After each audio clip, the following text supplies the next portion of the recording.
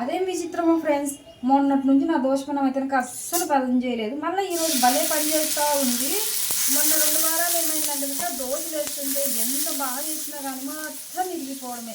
నేనైతే ఫిక్స్ అయిపోయాను, ఈ దోశపెన్నం అయితే ఇంకా పోయింది, ఇంకా వేరే దోశపెన్నం కొందామనేసి మా ఆయనకు అడిగితే ఎన్ని కొనియాలి, పద్దాకులు పోగొడుతున్నావు అంటారు. పద్దాకులు అంటే రోజు పోగొడుతున్నా అండి, సంవత్సరానికి 2 ఏళ్ళకు పోతుంది. ఈ పెన్నం తెచ్చి 3 సంవత్సరాలు అయింది. అయినా కూడా మా ఆయన అదే మాట అన్నాడు కదా అనేసి అయితే కనుక నేనే తీసుకున్నామని పాతది ఒకటి మిక్సీ, పాతది ఒక ఫ్యాన్ ఉంటే కనుక వాడిని షాప్ కాడికి పోయి వరై వేసుకొని వేరేటివి ఇచ్చేస్తే పెన్నం ఇస్తావా అంటే, లేదక్క నువ్వు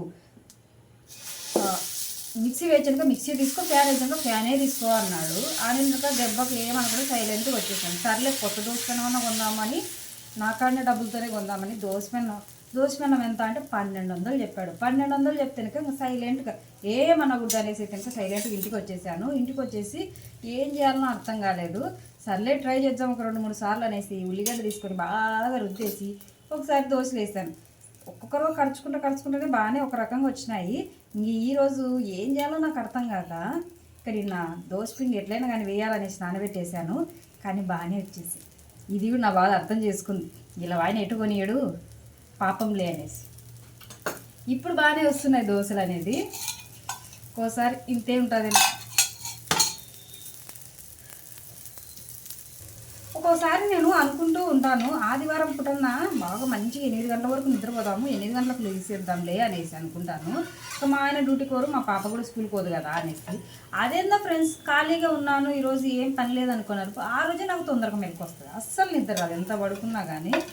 అదే పని చేస్తూ ఇంకా తొందరగా టిఫిన్ చేయాలి అవి అనుకున్నప్పుడు అయితే ఇంకా నిద్ర వస్తూనే ఉంటుంది. ఈరోజు అదే పరిస్థితి అయింది. మా పాప ముందు లేచి ఇల్లు ఊడ్చేసి ఇవన్నీ మనం చేసిన తర్వాత ఇంకా నేను ఆమెకు హీటర్ వేసేసి దోశలు వేసి పెట్టాలి కాబట్టి లేచాను. లేకుంటే అస్సలు లేకపోతే కానీ 2 దోశలు చాలా ఓకే. మా పాప కోసం దోశలు కూడా వేసేసాను. మా పాప ఎక్కువైతే తినదండి, 2 దోశలు మాత్రమే తింటుంది. మేమందరం అంతేలేండి, మా పాపే కాదు. ఇట్లా ఉంటుంది. ఇంకొకటి ఏంటంటే కనుక మేమైతే కనుక ఈ గాజుది అయితే కనుక స్టవ్ అయితే కొన్నామండి. మొన్న యూట్యూబ్లో చూశాను స్టవ్ వేలిపోయింది అనేసి. అప్పటి నుంచి అయితే కనుక దీని మీద వంట చేయాలంటే భయం అవుతుంది. మా ఇంట్లో స్టీల్ తిన్నప్పుడు లేదు నాకు గాజుది కొని చాలా అందంగా ఉంటుంది, బాగా ఉండాలి కదా అనేసి మా ఆయన సతాయిచ్చి అయితే కనుక ఇది కొనిచ్చుకున్నాను. ఇది కొనుక్కున్న ముందు అయితే కనుక ఎక్కడ వెళ్ళిపోతుంది అనేసి భయం అవుతా ఉంది. ఏమైనా ఇలా దోశలు వేసినప్పుడు లేదా రొట్టె కాల్చినప్పుడు అనేది గబగ్గిన పెన్నాలు తీసేసి పక్కన పెట్టేస్తున్నాను. ఎందుకంటే పెన్నాలు బాగా వేడిగా ఉంటుంది కదండి, ఆ వేడికి ఏమైనా ఇవి వెళ్ళిపోతుంది ఎందుకు వచ్చా అనేసి అనిపించేసింది. అందుకే ఇది తీసి పక్కన అయితే కనుక పెడుతున్నాను. ఏదైనా భయంగా ఉంటుంది. అయితే మనం వాడేదాన్ని పట్టించి ఉంటుందిలేండి, ఏం చేస్తాంలేండి.